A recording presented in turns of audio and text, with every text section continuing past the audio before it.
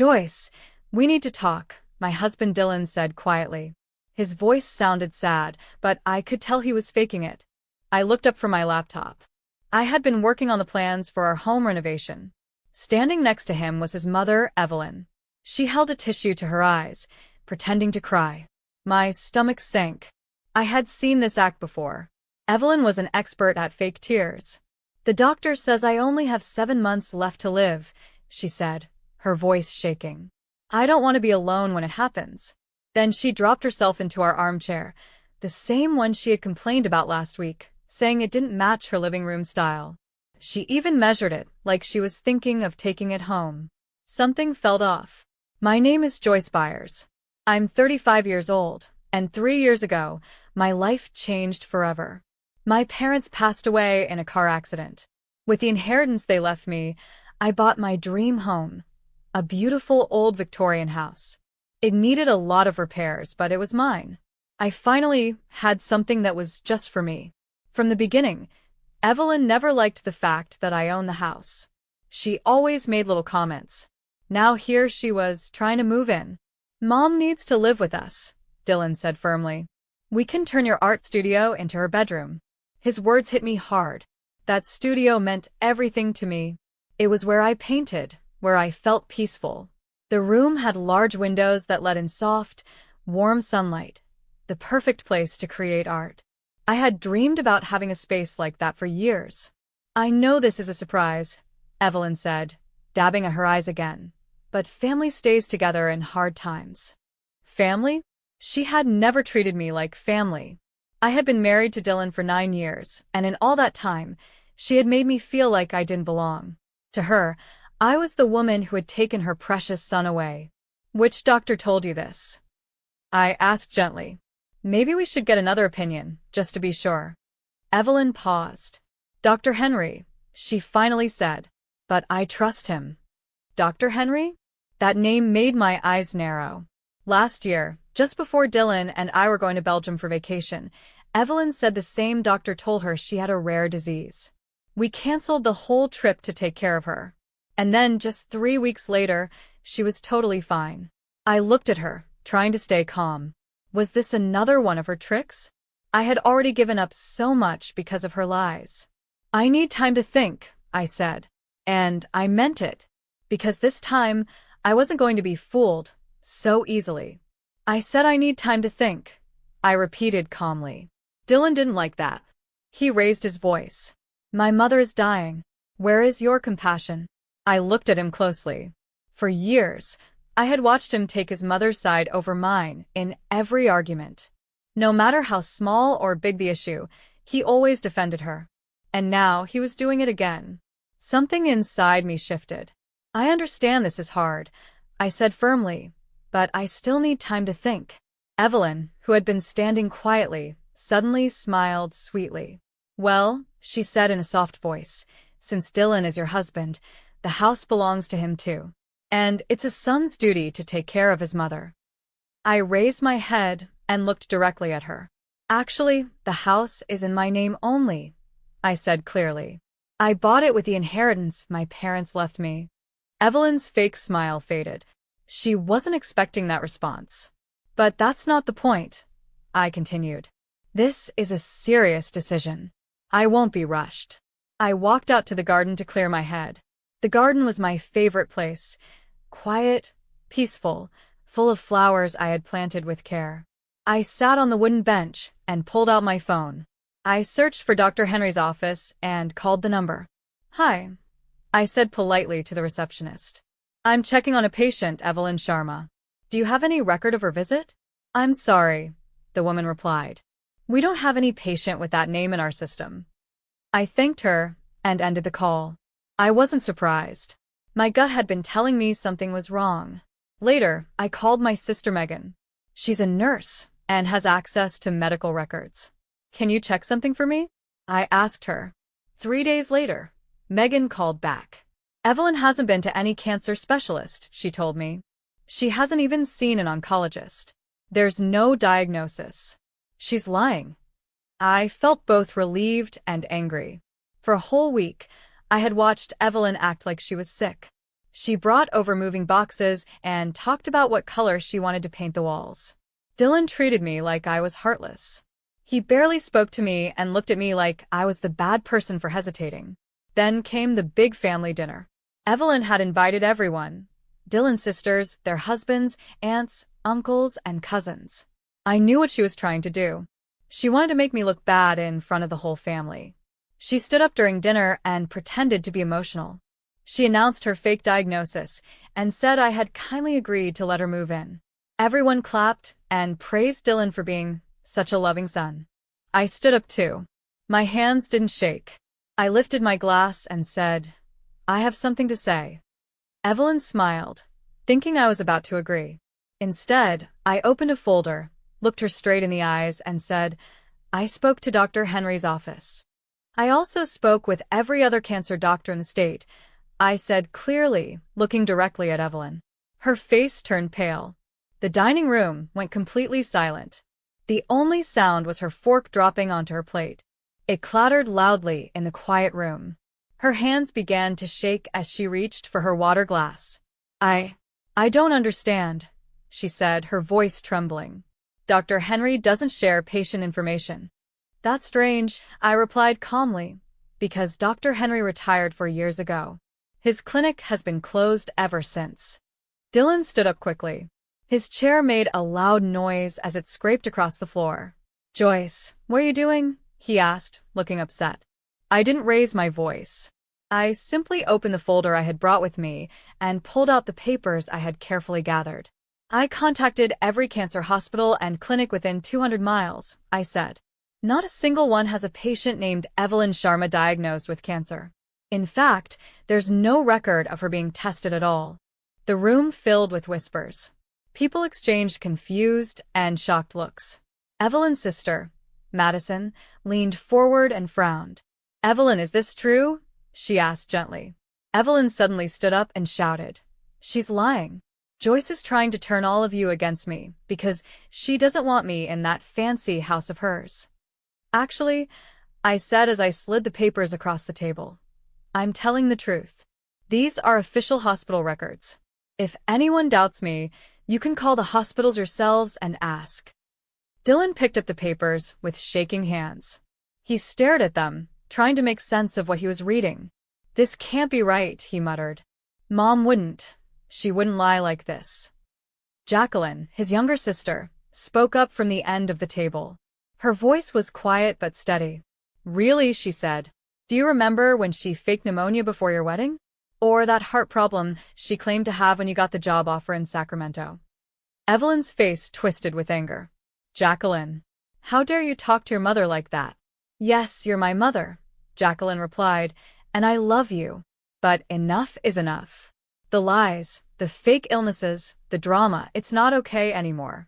It hurts everyone." Dylan slowly sat down, still holding the documents. I could see the truth sinking in. "You just wanted the house," he whispered, looking heartbroken. Evelyn finally lost control. "Of course I wanted the house," she shouted. "Why shouldn't I? She used her inheritance to buy that beautiful home, while I'm stuck living in a tiny old house. It's not fair." She looked around the room, but no one defended her. Because deep down, everyone finally saw her for who she really was. I kept my voice calm as I spoke again. "Was it fair when you tried to convince Dylan to fight my inheritance in court? Or when you told everyone at church that I was showing off my parents' death by buying this house?" The room went quiet. I could see the shock on everyone's faces. It was clear Evelyn had never told them those parts of the story. Dylan's head snapped up. His eyes were wide. "You did what?" he asked, stunned. "She needed to be put in her place," Evelyn said through clenched teeth. "She always walks around acting perfect, so independent. A real wife would have given that money to her husband." Madison, Evelyn's sister, narrowed her eyes. Her voice was sharp as she spoke. "Like you gave your inheritance to your husband? Oh wait, you didn't get one, did you?" That comment cut deep. Everyone in the room felt the shift. The truth was out now. The real reason behind all of this was jealousy. Evelyn had never accepted that I used my own money to build something beautiful. Evelyn's face began to crumble. But this time, it wasn't one of her fake crying episodes. This was real. Her lies, her plans, her years of bitterness, they were finally unraveling. I just wanted, she started to say, then stopped. She looked around like she didn't know what to do anymore. You wanted to control everything, Jacqueline said, finishing her sentence. That's what this is all about. But this time, you crossed a line. Faking cancer, Mom, that's cruel. Not just to Joyce, but to anyone who's actually living with that pain. Dylan stood again. But he didn't look angry now, just tired. Like a weight had dropped on his shoulders. I think everyone should go home, he said quietly. Then he turned to Evelyn. Mom, I'll drive you. But Dylan, Evelyn began. No, Mom, he interrupted, firm this time. Not this time. Everyone started leaving the table. One by one, they walked past Evelyn without making eye contact. She looked around the room, her eyes searching for support. But no one looked back at her. I stayed seated, my hands folded in my lap. I didn't say anything. I just stared at the table, still trying to process everything. Madison paused as she walked by me. She gently placed a hand on my shoulder. I'm sorry, she said quietly. We should have seen it sooner. After the last guest left, the house felt still. I got up and started clearing the dinner plates, most of which hadn't even been touched. From outside, I heard the sound of Dylan's car engine starting, then driving away. I didn't know if he'd be coming back tonight. Honestly, I didn't know what would happen next. But as I stood in the kitchen of my house, I reminded myself of one thing. No matter what happened next, I still had my truth. And I still had my home. I felt something I didn't expect, relief. The truth was finally out. And with it, the heavy weight I'd carried for years was gone. All the fake smiles, the quiet insults, and Evelyn's constant control no longer sat on my shoulders. I walked over to the window that looked out into my garden. The sky was glowing with shades of pink and gold as the sun slowly set. It looked peaceful. Whatever happened next, I knew deep down I had done the right thing. My parents had always told me to stand up for what's right. Tonight I finally listened. Just then, I heard the front door open. I turned around and saw Dylan standing there. He looked tired, more than just physically. His face held something deeper, shame. I dropped her off at home, he said quietly. His voice sounded rough, like he hadn't spoken in a while. She cried the whole way there. She said I was choosing you over her. I didn't say anything at first. I just watched him as he slowly walked into the kitchen, taking it all in. He looked like a stranger in his own home. He gently ran his hand over the kitchen counter, the same one we had picked out together when we were fixing up the house. So many memories had been built here. But that's not what this is about, is it? He said, finally breaking the silence. This is about choosing truth over lies. And I've been blind, Joyce. So blind. I leaned against the sink and crossed my arms. Yes, you have, I said, not in anger, but in truth. He nodded. All those times she suddenly had health scares, always when something good was about to happen for us. The tropical disease scare right before our anniversary trip, I added quietly. The heart problems when you got the Sacramento job offer. And now, fake cancer. He looked down and shook his head. She knew what she was doing. She always has, I said softly. Dylan looked at me, then really looked at me. Maybe it was the first time he'd truly seen me in years. How did you stay? He asked, his voice filled with pain. Knowing what she was doing, watching me fall for her lies every time? Because I loved you, I said simply. But Dylan, I can't keep living like that. I won't do it anymore. He nodded and slowly sat down in one of the kitchen chairs, rubbing his hands together like he was trying to make sense of everything. I don't expect you to, he said, his voice cracking. What she did, faking cancer. He paused, trying to hold back tears. My aunt died of cancer last year, he whispered. How could she use that? How could my own mother use something so painful just to get what she wanted? I didn't have an answer. But for the first time, we were both finally facing the truth. I moved to sit across from Dylan, feeling the heavy weight of everything we had just been through. The silence between us was full of emotion. Your mother needs help, Dylan, I said gently. Professional help. What she's doing isn't normal. He nodded slowly. Jacqueline's already looking into family therapists, he replied. She thinks Mom's behavior has gotten worse since Dad passed away. It's like she always has to be in control, always has to be the center of everything.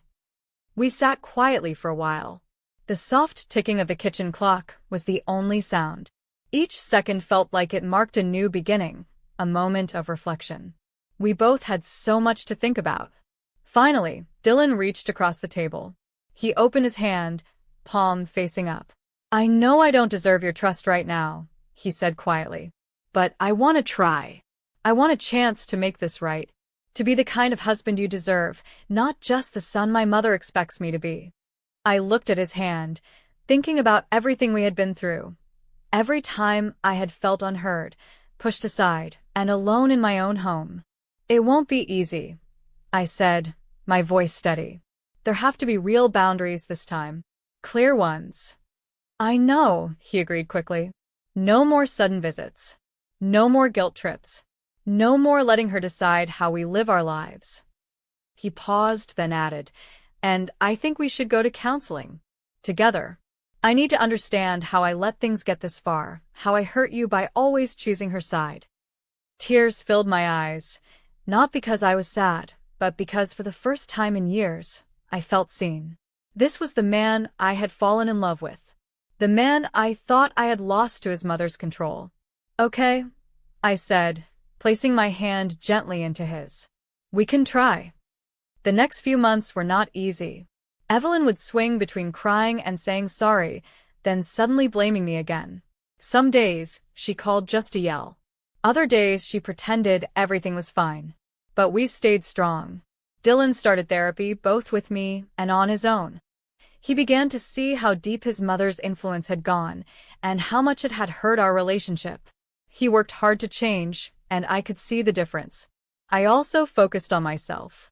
I finished setting up my art studio, finally turning it into the peaceful space I had always dreamed of. I filled it with bright light and big canvases. And sometimes while I painted, I thought back to that dinner. The night it all changed. The night I almost lost my dream home because of Evelyn's lies. But I didn't lose it. I held on. And now I was finally getting my peace back. When I look at how much our lives have changed, I feel calm and grateful. There is peace now. There is honesty between Dylan and me. Our connection feels stronger than it has in years, and I know deep in my heart, it was all worth it. It took time, but Evelyn eventually agreed to start counseling. It wasn't easy. She only went after Jacqueline and Madison sat her down and gave her a serious choice: get help or be left out. That moment finally made her realize she couldn't keep living the way she had. She's still learning. Slowly, step by step, she's trying to rebuild her relationships, not with lies or guilt, but with honesty. Last week, she even surprised me by sending a real card. A handwritten note, simple but sincere. In it, she apologized for everything she had put me through.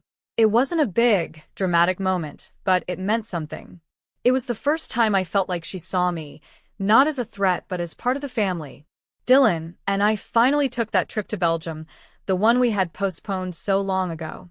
We visited beautiful cities, ate delicious food, and sent postcards to his mother from every place we went.